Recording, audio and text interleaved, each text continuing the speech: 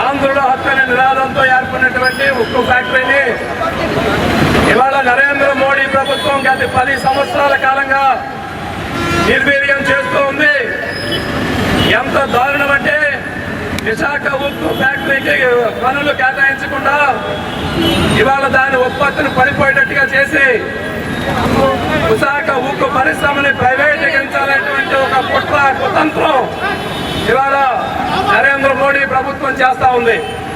దాంతోపాటే ఈరోజు గతంలో ఉన్నటువంటి ఆంధ్ర రాష్ట్రం విడిపడిన తర్వాత ఏర్పడిన ప్రభుత్వాలు, గత జగన్మోహన్ రెడ్డి ప్రభుత్వం కానీ, అంతకు ముందున్న చంద్రబాబు నాయుడు ప్రభుత్వం కానీ, ఇప్పుడున్న కూటమి ప్రభుత్వం కానీ ఇవాళ కేంద్రాన్ని నిలదీసి విశాఖ ఉక్కుని ప్రైవేటీకరించకుండా నిలబెట్టే పని చేయడం లేదు. దాంతోపాటే ఇవాళ విశాఖ ఉక్కుకి గన్లు కేటాయించడానికి ప్రభుత్వం మీద ఒత్తిడి తేవడం లేదు.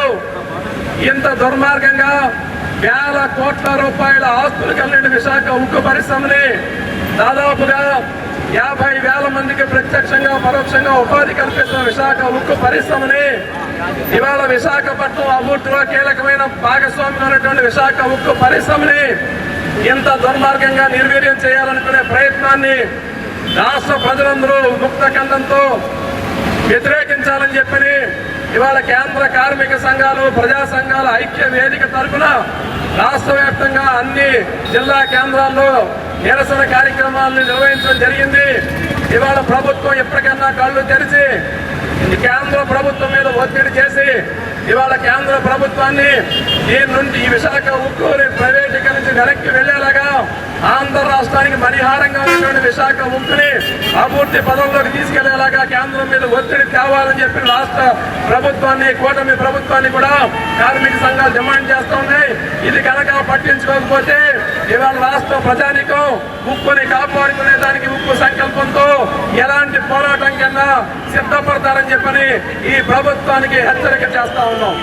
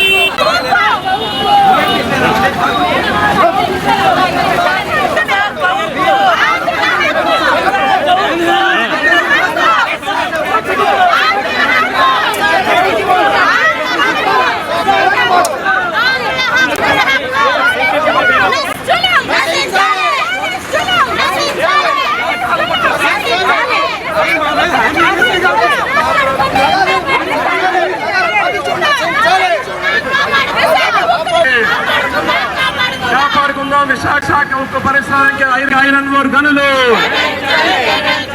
ఉక్కు ప్రైవేటీకరణ చేస్తున్న కేంద్ర నిరంకుశ వైఖరి, విశాఖ ఉక్కుని ప్రైవేటీకరిస్తున్న మోడీ ప్రభుత్వ నిరంకుశ వైఖరి, విశాఖ ఉక్కుని ప్రైవేటీకరిస్తున్న మోడీ ప్రభుత్వ నిరంకుశ వైఖరి, విశాఖ ఉక్కుని ప్రైవేటీకరిస్తున్న మోడీ ప్రభుత్వ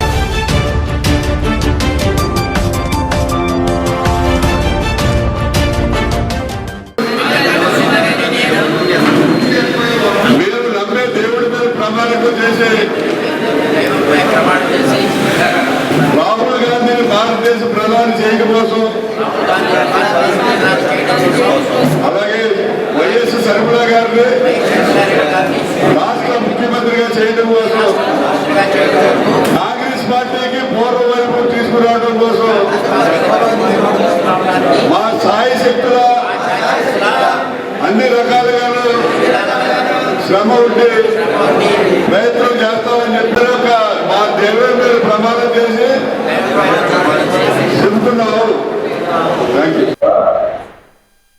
పత్రికా విలేకరుల యొక్క సమావేశం, అలాగే ముఖ్య నాయకుల యొక్క ఆత్మీయ సమావేశానికి ఇచ్చినటువంటి అందరికీ, పత్రికా సోదరులకి, అలాగే కాంగ్రెస్ పార్టీ సోదరిమణులందరికీ కూడా హృదయపూర్వకమైనటువంటి స్వాగతం తెలియజేస్తూ, ముందుగా మన తూర్పుగోదావరి జిల్లాకి అత్యంత ప్రాధాన్యతనిచ్చి వైస్ ప్రెసిడెంట్గా మార్టిన్ గారిని, అలాగే జనరల్ సెక్రటరీగా అరుణ్ కుమార్ గారిని, అలాగే మన టౌన్ సిటీ ప్రెసిడెంట్గా బాలేపల్లి మురళి గారిని, అలాగే జనరల్ సెక్రటరీగా ఎస్ఎన్ రాజా గారిని, నన్ను జిల్లా కాంగ్రెస్ పార్టీ కమిటీ ప్రెసిడెంట్గా నియమించినటువంటి మరి ఏఐసిసి అధ్యక్షులు మల్లికార్జున ఖర్గే గారికి, అలాగే రాహుల్ గాంధీ గారికి, అలాగే ముఖ్యంగా ఈ రాష్ట్ర అధ్యక్షురాలుగా ఉన్నటువంటి వైఎస్ షర్మిల గారికి, అలాగే కేసీ వేణుగోపాల్ గారికి, కొప్పుల రాజు గారికి, నాకు ఈ అవకాశాన్ని ఇచ్చినటువంటి ఏఐసిసి పెద్దలకి, రాష్ట్ర పెద్దలకి అందరికీ కూడా హృదయపూర్వకమైన ధన్యవాదాలు తెలియజేస్తూ, మరి ఈవేళ మరలా కాంగ్రెస్ పార్టీకి పూర్వవైపు వచ్చింది అనే ఇదిగా అంతా ఆనందంగా ఉంది. ఎందుకంటే పూర్వవైభవం వస్తుంది అని చెప్పి నేను తీసుకొస్తామని నేను చెబుదాం అనుకున్నాను, కానీ ఆల్రెడీ వచ్చేసినట్టుగా స్టేజ్ చూస్తే అర్థమవుతుంది. అండ్ ఇక్కడికి వచ్చినటువంటి మరి కాంగ్రెస్ పార్టీ పెద్దలకి అందరికీ కూడా హృదయపూర్వకమైనటువంటి స్వాగతం తెలియజేస్తూ, మరి మీ అందరికీ కూడా తెలుసు ఇవాళ మన భారతదేశంలో పోటీ ఎన్డీఏ కూటమికి, ఇండియా కూటమికి మధ్యలోనే ఉంది. మొన్న చాలా తక్కువ తేడాతో మరి నరేంద్ర మోడీ గారు ప్రధానమంత్రి కావడం జరిగింది. నెక్స్ట్ గ్యారంటీగా రాహుల్ గాంధీ గారు భారతదేశానికి ప్రధాని కాబోతున్నాడు. అది ప్రతి ఒక్కళ్ళు కూడా భారతదేశంలో డంకా మోగించి మరీ చెప్తున్నారు. ఎందుకంటే నరేంద్ర మోడీ గారు చెప్పేవన్నీ కూడా అబద్ధాలు, అరచేతిలో స్వర్గం అందరికీ తెలుసు. ఆయన ఫస్ట్ టైం ప్రధానమంత్రిగా నిలబడినప్పుడు స్విస్ బ్యాంక్ లో విదేశీ ఖాతాల్లో లక్షలాది కోట్లాది రూపాయల నల్లధనం ఉంది. ఆ డబ్బంతా తీసుకెళ్లి ప్రతి వాళ్ళ అకౌంట్ లోనూ కూడా 15 లక్షలు వేస్తానని చెప్పాడు ఆయన.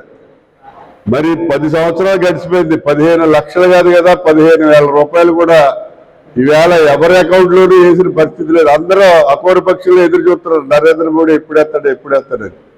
మరి విభజన హామీలకు వచ్చినట్లయితే మన రాష్ట్రం విభజన హామీలు ఇచ్చిన హామీల్లో మరి ఆవేళ మన ప్రధానమంత్రి గారు అక్కడ పార్లమెంట్ లో మనకి విభజన హామీలు అనేక ఇవ్వడం జరిగింది. అవన్నీ కూడా బీజేపీ అమలు చేస్తామని చెప్పారు, ఒక్క హామీ కూడా అమలు చేయలేదు. వచ్చినట్లయితే మరి ఈవేళ ఈ వైఎస్ షర్మిల గారు వచ్చిన తర్వాత చాలా యాక్టివ్ గా, డైనమిక్ గా పనిచేస్తున్నారు. నిజంగా రాజశేఖర్ రెడ్డి గారి యొక్క వారసురాలు ఎవరంటే షర్మిల గారైనా, వైఎస్ షర్మిల గారైనా చెప్పాలి. ఎందుకంటే రాజశేఖర రెడ్డి గారు లక్ష్యాలన్నీ పులికిపుచ్చుకుని ఆయన ఆశయాలు అడుగుజాడల్లో నడుస్తున్న అమ్మాయి. మరి జగన్మోహన్ రెడ్డి గారు పార్టీ పెట్టాడు. పార్టీ పెట్టిన తర్వాత ఆయన ఒకటే స్లోగన్ జగన్ గారు చెప్పింది, దోచుకో దాచుకో. ఈ రాష్ట్రంలో మన సహజ వనరులన్నీ దోచారు. మనందరికీ తెలుసు, మన కళ్ళ ఎదురుకుండానే ఇసుక ర్యాంపుల దోపిడీ, ఎర్రబట్టి కొండల దోపిడీ, నల్లబట్టి దోపిడీ, గురిగిపూడి దగ్గర ఆవు భూములు ఈ జనసేనకి మన జగన్ కోళ్ళకి ఇస్తామని చెప్పి అందులో దోపిడీ, కోట్లాది రూపాయలు మొత్తం ఈ రాష్ట్రాన్ని సహజ వనరులన్నీ కూడా దోపిడీ చేశారు. ఒక విషయం, పిల్లి పాలు తాగుతూ ఎవరో చూడలేదు కదా అనుకుంటుందట, అలాగే జగన్ దోపిడీ ఎవరు చూడలేదు కదా, మనం దోచేది ప్రభుత్వాన్ని సహజ వనరులు కదా అని అనుకున్నాడు తప్ప ప్రజలందరూ చూస్తున్నారని అతను ఆలోచన చేయలేదు. అందువల్ల ఈవేళ ప్రజలు అతన్ని చీకొట్టారు. కనీసం ప్రతిపక్ష హోదా కూడా లేకుండా జగన్మోహన్ రెడ్డి గారికి ఈ రకంగా మరి ప్రజలందరూ కూడా బుద్ధి చెప్పడం జరిగింది. నెక్స్ట్ జగన్మోహన్ రెడ్డి గారిని నమ్మే పరిస్థితి ప్రజల్లో ఎవరిలోనూ లేదు. ఎందుకంటే జగన్మోహన్ రెడ్డి గారు 2009లో మరి కాంగ్రెస్ నుంచి వచ్చి ఇక్కడ పార్టీ పెట్టి మరి చేయటం జరిగింది. 2019 వరకు 10 సంవత్సరాలు రాజశేఖర రెడ్డి గారు అబ్బాయి రోడ్ల మీద పట్టుకు తిరుగుతున్నాడు, ఆయన కంటే బాగా చేస్తాడేమో అనే ఆలోచనతో రాష్ట్ర ప్రజలు జగన్మోహన్ రెడ్డి గారికి ఓటేయడం జరిగింది. ఆయన అది నిలబెట్టుకోలేదు. అందువల్ల ప్రజలందరూ కూడా ఇతను వేస్ట్, ఇతను పనికిరాడు అనే ఉద్దేశంతో మరి చీకొట్టి అతనికి కనీసం ప్రతిపక్ష హోదా కూడా ఇవ్వలేదు.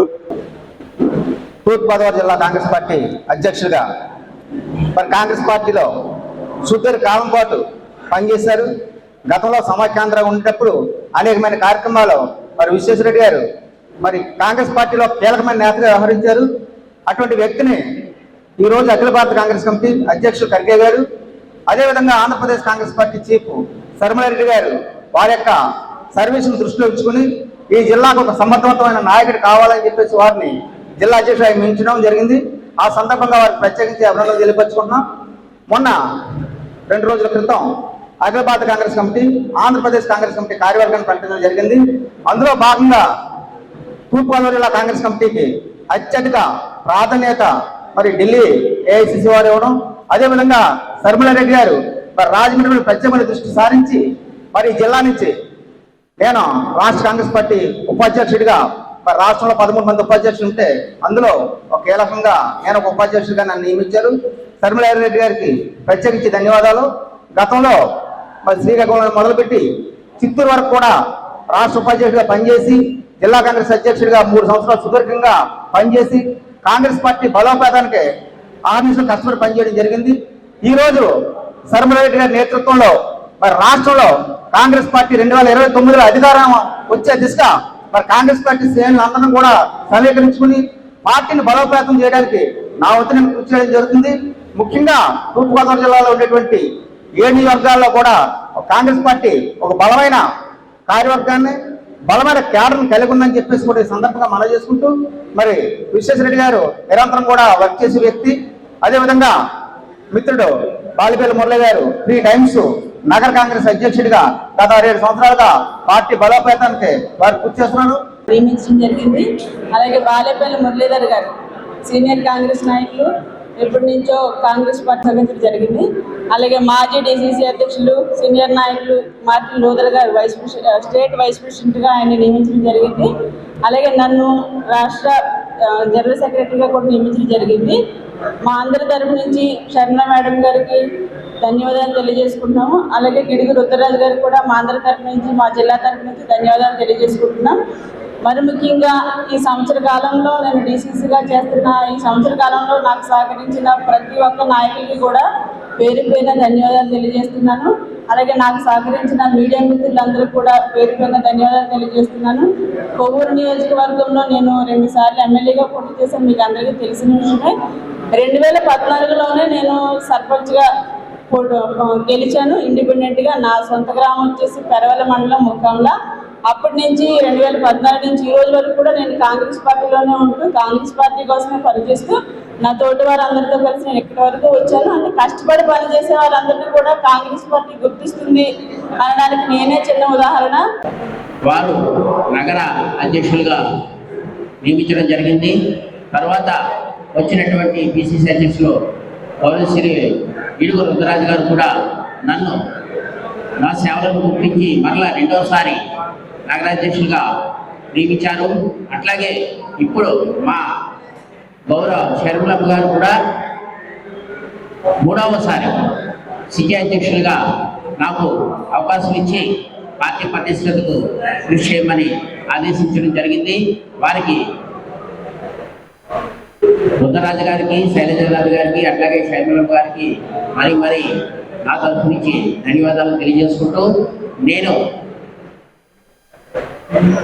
నగరాధ్యక్షుడిగా బాధ్యతలు చేపట్టినప్పటి నుంచి కూడా ఆఫీస్ మెయింటైన్ చేస్తూ కార్యవర్గాన్ని ప్రతిసారి కూడా ఏర్పాటు చేసుకుంటూ నా వంతు బాధ్యతగా నగరంలో అలాగే రూరల్లో కూడా కాంగ్రెస్ పార్టీ పటిష్టతకు కృషి చేస్తూ వచ్చాను. ఇప్పుడు 3వసారి నాపై ఉంచినటువంటి బాధ్యతను సక్రమంగా నిర్వర్తిస్తాను. అట్లాగే సిటీలో మరలా నూతన కార్యవర్గాన్ని అలాగే వివిధ విభాగాల అధ్యక్షులను అలాగే యూత్ కాంగ్రెస్, మహిళా కాంగ్రెస్ ఇవన్నీ కూడా అవసరార్థం పెద్దలతో చర్చించి మార్పు చేసుకుంటూ నగరంలో కాంగ్రెస్ పార్టీని పటిష్టపరచడానికి నా వంతు కృషి చేస్తానని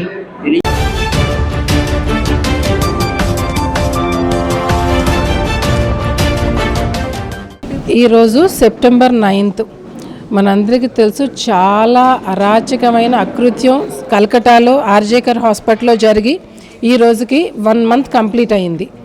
కానీ అక్కడ మనకి న్యాయంలో ఏమీ ప్రోగ్రెస్ కనపడలేదు. సుప్రీంకోర్టు సుమోటోకిని టేకప్ చేసి సిబిఐ కేసు హ్యాండ్ ఓవర్ చేసిన తర్వాత కూడా న్యాయంలో ఏం సత్వరమైన ప్రోగ్రెస్ కనపడట్లేదు. అందుకని ఒక్కసారి మా FOGSI, that is federation of obstetrics and gynaecology nationwide protest meet call for చేశారు ఈరోజు సెప్టెంబర్ 9. అంటే మేము ఇంకా దీన్ని ఫాలో అవుతున్నాం. We are protesting, we are demanding for justice అని చెప్పడానికి ఈరోజు అన్ని gynaecological associations nationwide protest చేస్తున్నాం. ఇందులో మా డిమాండ్స్: 1, ఈ కేసులో సత్వరంగా న్యాయం జరగాలి. 2, హాస్పిటల్స్ అన్ని సేఫ్ జోన్ కింద ప్రకటించాలి.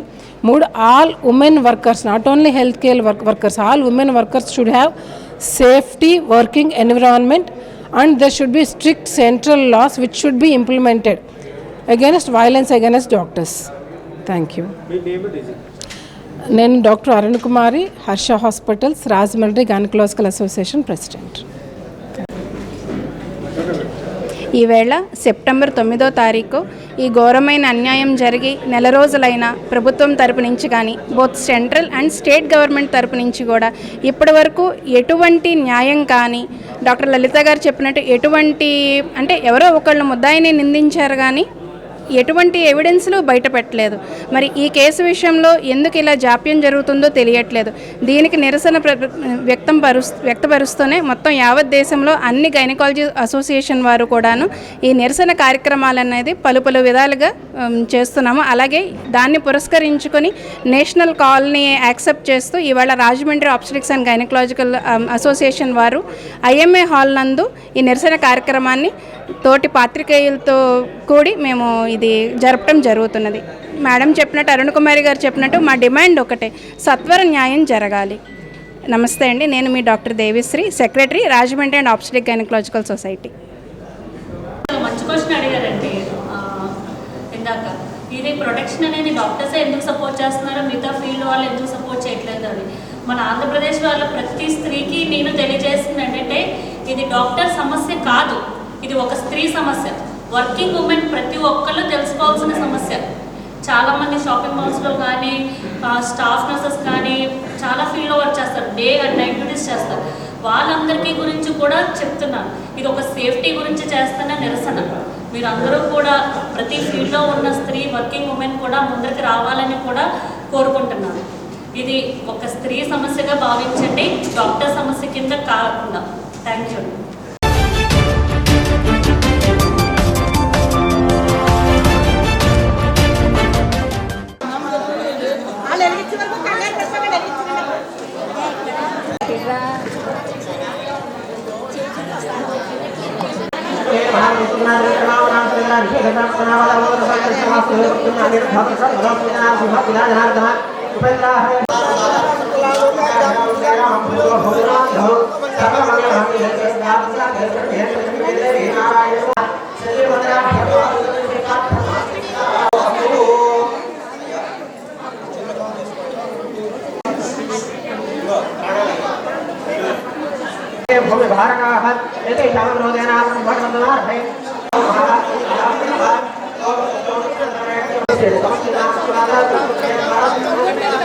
लोक कल्याणदासिद्ध्यर्थे परमशिवगोत्रलक्ष्मी स्वामी देवदासिद्लक्ष्मी देवताभ्यमोहनालेषु स्थिताः तैस्तैः वर्तमान अर्चिष्यमान इत्यर्थं मम सिद्ध्यर्थ पर्यन्तं श्री विघ्न विनाशकारक पूजां करिष्ये.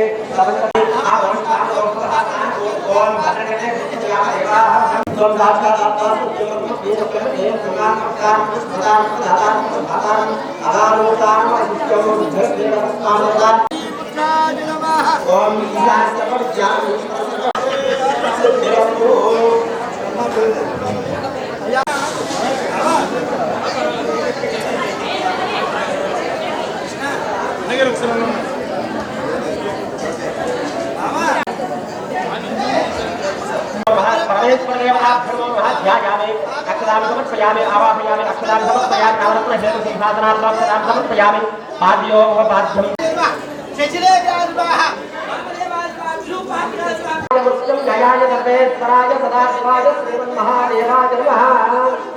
साक्षात् देवन्दरस्यां देवदीपानन्दस्य भागं समर्पयामि सर्वेभ्यो नमस्ते अस्तु रुद्ररूपेभ्यः लक्ष्मी राष्ट्रस्य जलाशकं हर हर महादेव दिव्यमङ्गलदेवा ओम प्रदान प्रदेशस्य तदेव विद्वान्